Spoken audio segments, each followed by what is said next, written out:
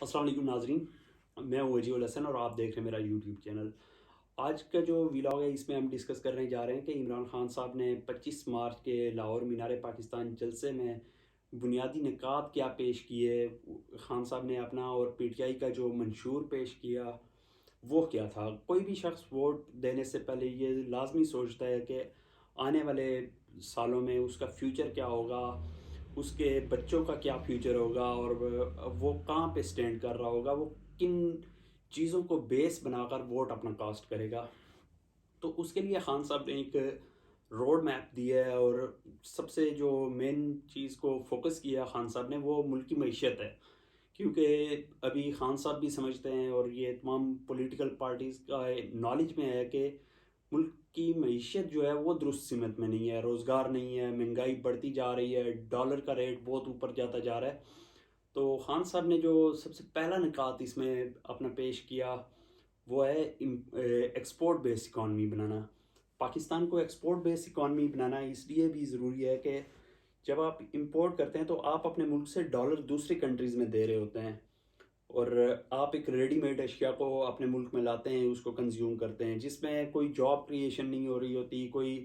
Industrialisation نہیں ہو رہی ہوتی، بس ایک سمپلی ڈسٹریبیوٹر ہوتا ہے، وہ اپنی پروڈکٹ کو لاتا ہے مارکیٹ میں، آگے وہ ڈیفرنٹ ہول سیلرز کو دے دیتا ہے۔ اب ایکسپورٹ بیس اکانومی میں کیا ہوتا ہے کہ آپ نے مینوفیکچرنگ کرنی ہوتی ہے، مینوفیکچرنگ میں ڈیفرنٹ جابس کریٹ ہو رہی ہوتی ہیں بزنس گریجویٹس کے لیے، انجینئرس کے لیے۔ تو ایک تو آپ کا امپلائمنٹ کا ایشو بھی یہاں پہ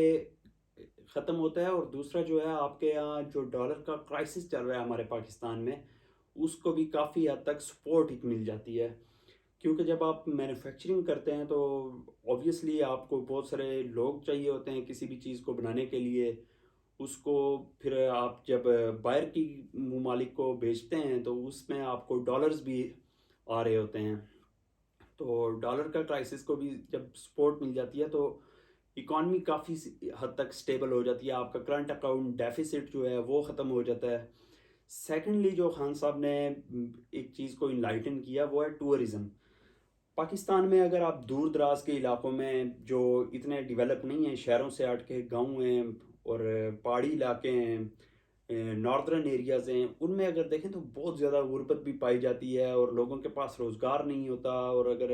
روزگار ہو بھی تو وہ شہروں میں ہوتا ہے، جس کی وجہ سے اربنائزیشن کا ایک بہت زیادہ پاکستان میں مسئلہ بڑھتا جا رہا ہے کہ شہری آبادی زیادہ سے زیادہ ہوتی جا رہی ہے، اور جو دیہی آبادی ہے ہماری، اس میں نہ کوئی انفراسٹرکچر بن سکتا ہے، نہ کوئی اچھی ایجوکیشن ہو سکتی ہے، نہ کوئی اس میں ہیلتھ کیئر کی سروسز اویلیبل ہوتی ہیں۔ تو جب ٹورزم کا بوسٹ ایک ملتا ہے کسی بھی اکانومی کو، تو لوگ آبویسلی شہروں کی بجائے جو آپ کے نیچرل بیوٹی والے ایریاز ہیں، جو آپ کے ٹورزم سائٹس ہیں، ان کو زیادہ پریفر کرتے ہیں وزٹ کرنا، اور وہاں کی جو مقامی آبادی ہوتی ہے وہ جب لوگ وہاں پہ جاتے ہیں تو بہت زیادہ جابس کریٹ ہو رہی ہوتی ہیں، بہت زیادہ لوکل بزنس کو پروموشن مل رہی ہوتی ہے، وہاں کے مقامی آبادی جو ہے وہ اپنی سروسز کو بیچ رہی ہوتی ہے، ٹورزم سے ریلیونٹ ہوٹلنگ انڈسٹری آ جاتی ہے۔ اس کے علاوہ آپ دیکھیں تو جو ٹور گائیڈ سروسز ہیں اور بے شمار اس طرح کی جابز ہیں جو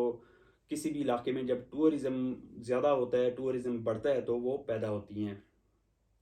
اور تھرڈلی جو خان صاحب نے وہ پیش کیا اپنا منشور میں وہ ہے ہاؤس فائنینسنگ، مارٹگیج جو ہے بیسیکلی ڈیولپ کنٹریز میں یہ بہت فیمس ایک ماڈل سمجھا جاتا ہے اور بہت کامیاب بھی ہے، جس میں بیسیکلی ہوتا کیا ہے کہ آپ بجائے رینٹ دینے کے آپ بینک کو ایک شارٹ سی ڈاؤن پیمنٹ کرتے ہیں، اور دین آپ کی ایک لمبے عرصے کے لیے انسٹالمنٹس چل رہی ہوتی ہیں۔ وہ انسٹالمنٹس اتنی منیمل ہوتی ہیں، اتنی منیمل کہ آپ کو جو رینٹ ہوتا ہے وہ اس کے کمپیریٹیولی ہی ہو جاتا ہے، اور آپ بس وہ انسٹالمنٹ پے کرتے رہتے ہیں، اور اس کے کچھ ٹائم بعد آپ کو جو گھر ہے وہ آپ کی اونرشپ میں آ جاتا ہے۔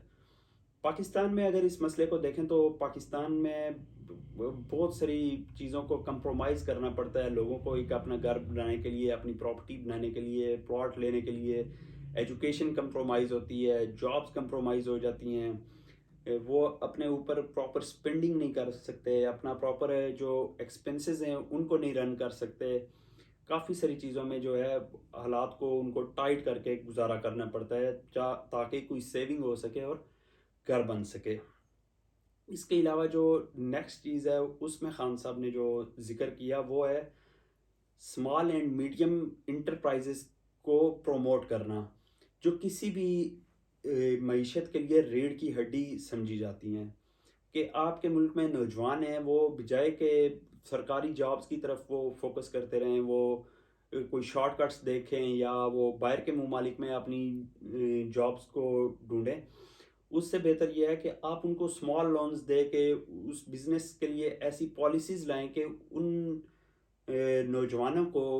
جو اپنا کاروبار کرنا چاہتے ہیں، جو ڈفرینٹ جابز کریٹ کر سکتے ہیں، بڑا پوٹینشیل ہوتا ہے اس انڈسٹری میں، اس کو پروموٹ کرنا چاہ رہے ہیں. اس کے علاوہ جو پاکستان میں ڈالر کا ایک کرائسس ہے، اس کے لیے ایک اور چیز خان صاحب نے جو بڑی وہ کی، اس میں انہوں نے کیا کہ منی لانڈرنگ کو پراپرلی روک دیا جائے. اس کے لیے ایسی پالیسیز لائی جائیں، اس پہ ایسی امپلیمنٹیشن کی جائے کہ آپ کی جو منی لانڈرنگ ہے وہ بالکل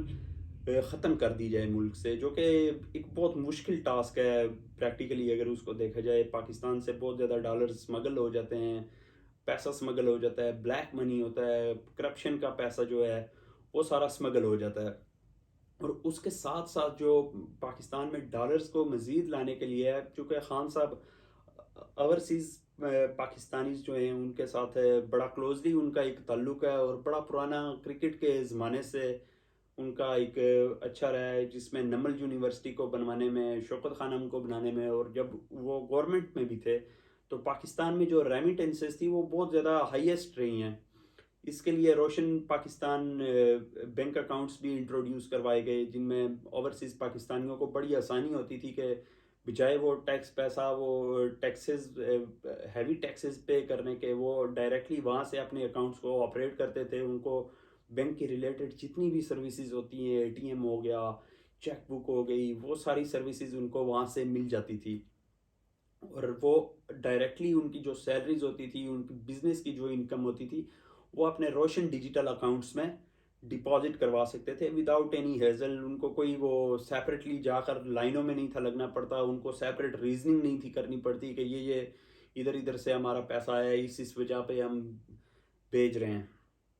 پاکستان میں. تو وہ اب پیسہ جو آتا ہے وہ بھی ڈالرز میں ہی ہوتا ہے، اور اس سے آپ کی جو لوکل کرنسی ہے اس کو ایک سپورٹ ملتی ہے. آپ کے ملک میں ڈالر آ رہا ہوتا ہے